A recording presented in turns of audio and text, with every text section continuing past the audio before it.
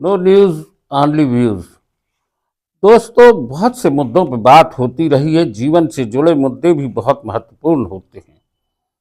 सरकार संवेदनशील है। सरकार स्वास्थ्य संबंधी सेवाओं को लेके लोगों से एक अलग तरह से जुड़ना भी चाहती है, लेकिन सरकार की योजनाएं जिस तरीके से चल रही हैं उनमें बहुत कुछ ऐसी स्थितियां हैं जिन पर सवाल उठना भी लाजमी है। हमारे साथ हैं भारतीय फंडामेंटल राइट एक्टिविस्ट एसोसिएशन के अखिलेश चंद्र त्रिपाठी जी। हम स्वागत करते हैं। एक अमृत फार्मेसी वाला मामला आपने उठाया जी। और जो आपने आरटीआई के तहत उसकी जानकारियां निकाली, वो कितनी सनसनीखेज जानकारियां मिली। मुझे तो सबसे पहले मैं आपको बधाई दूं कि जनता से जुड़े मुद्दों पर मुझे बोलने का ये मौका मिला और ये बहुत जघन्य अपराध की श्रेणी में आ रहा है, क्योंकि केंद्र शासन की मंशा और राज्य शासन की मंशा है कि जनता को, आम जनता को, जो सर्वहारा जनता है, उसको कम कीमत पर उचित मात्रा की दवाई उपलब्ध हो। इसके लिए 2015 में माननीय प्रधानमंत्री नरेंद्र मोदी जी ने अमृत फार्मेसी दुकानों की शुरुआत कराई थी देश भर में। चुनिंदा मेडिकल कॉलेज हैं तो वहाँ पे अमृत फार्मेसी HLL जो सेंट्रल गवर्नमेंट का उपक्रम है उसकी कंसाइनी शॉप है, तो दुकानें चल रही हैं। हमें भी पता था कि ये दुकानें कम कीमत पे उचित दवाई देती हैं।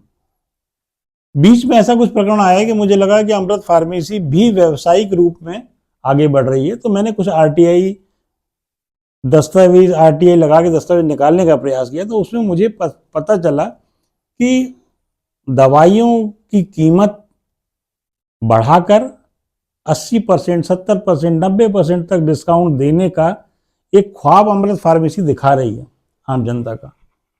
जब मैं और अंदर घुसा तो मुझे समझ में आया कि कोरोना काल जो हमारे देश, हमारी जनता के लिए बहुत बड़ी महामारी का दौर था, जीवन मृत्यु के आसपास से हम लोग निकलते भगवान भरोसे चल रहे थे, उस समय भी अमृत फार्मेसी और मेडिकल कॉलेजेस के डॉक्टरों ने मिलकर एक ग्रुप बना के जो धोखाधड़ी जनता के साथ करी वो सामने आई। उसमें एक बहुत हाई अच्छा ड्रग होता है, एंटीबायोटिक इंजेक्शन होता है, मेरोपेनम 1 ग्राम का होता है और वो हर सर्जरी में, हर बड़ी बीमारी में लगता ही है। उसके बारे में एक विधानसभा प्रश्न लगाया हमारे यहाँ के विधायक जी ने, तो उसमें सरकार ने जो जवाब दिया बड़ा हास्यास्पद जवाब था। उस इंजेक्शन की कीमत 4500 रुपये है, 4500 रुपये। सरकार जब उस इंजेक्शन को खरीदती है तो सरकार ने उस इंजेक्शन को खरीदा है 112 रुपये में। आप अंतर देखिएगा। तीसरा जो महत्वपूर्ण पहलू आया, जो टर्निंग पॉइंट आया दवाइयों में, अमृत फार्मेसी ने मेडिकल कॉलेज को 859 रुपये में, 859, मतलब जैसे 8 गुना कीमत पर उनने मरीजों को दिया। मैंने सरकार ने खरीदा तो 100, सरकार ने 112 में खरीदा और अमृत फार्मेसी ने 859 रुपये में मरीज को दिया, मेडिकल कॉलेज को दिया, और मेडिकल कॉलेज ने वो इंजेक्शन लगाया। ये प्रदेश के हर मेडिकल कॉलेज में हुआ है और ये घोटाला करोड़ों का है। उसी समय एक रेमडेसिविर इंजेक्शन था, 17 करोड़ का इंजेक्शन बिना लगे भोपाल निषादपुरा गोडाउन में एक्सपायरी हो गया।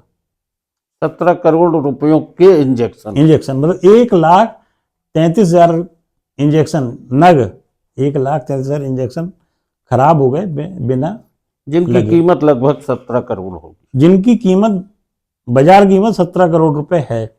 एक्यूरेट 17 करोड़ रुपए के इंजेक्शन जिसके बेल वाउचर शासन ने कंपनी को दिए हैं, वो एक्सपायरी हो गए। अच्छा, उस समय बड़ी कमी थी रेमडेसिविर की। ये भी बिल्कुल आप सही कह रहे हैं। उस समय रेमडेसिविर अमृत था, हमारे लिए जीवन अमृत था। डॉक्टरों के, अस्पताल वालों के हाथ पांव जोड़ के हम किसी भी तरीके से वो इंजेक्शन लेना चाह रहे थे, क्योंकि मेडिकल साइंस में बताया गया था कि इसको लगने के बाद आदमी बच जाएगा, उसका जीवन बच जाएगा। वो जब एक्सपायरी हो गए तो उसका भी मध्य प्रदेश शासन ने 18 लाख रुपए गोडाउन का किराया दिया, एक्सपायरी जहां एक्सपायरी दवाई रखने का किराया दिया। अभी 2024 में उसको डिस्पोज किया उन्होंने। दोस्तों, आपदा में अवसर तलाश लिया, मरीजों की जिंदगी से जुड़े उन इंजेक्शन, दवाई, उनके लेकर जिस तरीके का बहुत बड़ी मात्रा में घपला और घोटाला हुआ, उसको आरटीआई के जरिए उजागर किया अखिलेश जी ने। अखिलेश जी, इसके बाद फिर जांच कमेटी बैठी होगी। इसके बाद एक जांच कमेटी बैठी, विधानसभा प्रश्न के बाद एक जांच कमेटी बैठी, पर वो कमेटी बैठी ही है, वो कमेटी उठी नहीं। इस बारे में मैंने ईओडब्ल्यू आर्थिक अपराध शाखा को भी आवेदन दिया, माननीय प्रधानमंत्री जी को दिया। इसके बाद मैं राष्ट्रपति महोदया को भी इस बारे में चाह रहा हूँ कि वो राष्ट्रपति भवन संज्ञान ले, क्योंकि जनता और जीवन से जुड़ा हुआ ये अहम मुद्दा है। अच्छा, इसमें कैंसर जैसी बीमारी के भी जो इंजेक्शन जी जी, उनमें भी बड़ी घपले की बात सामने आई है। ये जानकारी मुझे अमृत फार्मेसी की एम्स नागपुर की लगी है कि उसमें कैंसर की एक दवाई है जो 300 रुपये में मार्केट में मिलती है, और नागपुर एम्स और भोपाल एम्स में वो दवाई 2100 रुपये में अमृत फार्मेसी ने एम्स को बेची है। पीजीआई चंडीगढ़ की भी जानकारी है, पर अभी पूरी मेरे पास आई नहीं है। इन दो की तो श्योर शॉर्ट जानकारी है कि यहाँ पे करोड़ों रुपए का भुगतान अमृत फार्मेसी को किया गया। अब इस पूरे मामले में सरकार भी चुप है, ईओडब्ल्यू भी चुप है, फाइलें बंद हो चुकी हैं। बिल्कुल, बल्कि मध्य प्रदेश सरकार, भोपाल के सांसद ने इसको मुद्दा उठाया है, और भोपाल के सांसद ने बोला भी है, लिखित भी दिया है कि 70 करोड़ का घोटाला एम्स में हुआ है दवाई वितरण अमृत फार्मेसी का। उसकी जांच के लिए कमेटी बनी, अब बनी है कमेटी, अब जांच कब तक होती है तो कमेटी डिसाइड करेगी। दोस्तों, नाम बहुत प्यारा है, अमृत फार्मेसी। मरीजों को दवा अमृत के तौर पर मिलना थी, लेकिन डिस्ट्रीब्यूटर्स और डॉक्टर्स की मिली भगत से करोड़ों का घोटाला हो गया। आरटीआई में ये खुलासा हुआ है। अखिलेश चंद्र त्रिपाठी जी ने हमें ये जानकारी दी नो न्यूज़ ऑनली व्यूज़ को।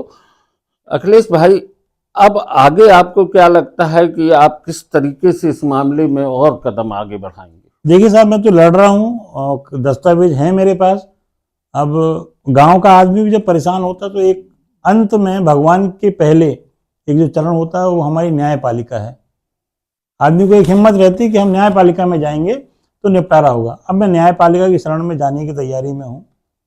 प्रदेश के, शहर के जो चुनिंदा अधिवक्ता हैं उनसे बात चल रही है कि हम माननीय न्यायालय की शरण में जाके इस पर एक उच्च स्तरीय जांच कमेटी बनवाने का प्रयास करेंगे।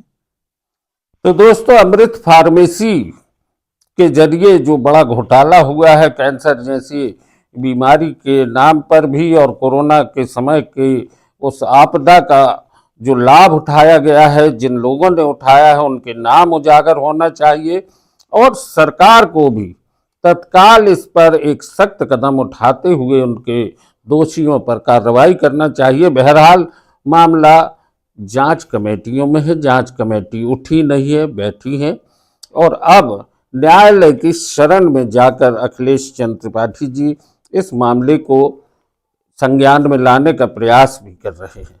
आज की चर्चा यहीं तक, लेकिन दोस्तों हम आपको बता दें, अभी इस चिकित्सा स्वास्थ्य सेवा में और भी बड़े बड़े घोटालों की आहटें सामने आ रही हैं। अगले एपिसोड में हम आपको उनकी तरफ भी लेके जाएंगे जो कि आरटीआई से उनकी जानकारियां उपलब्ध हुई हैं। आज की चर्चा यहीं तक। अखिलेश भाई, बहुत बहुत धन्यवाद। धन्यवाद आपको भाई।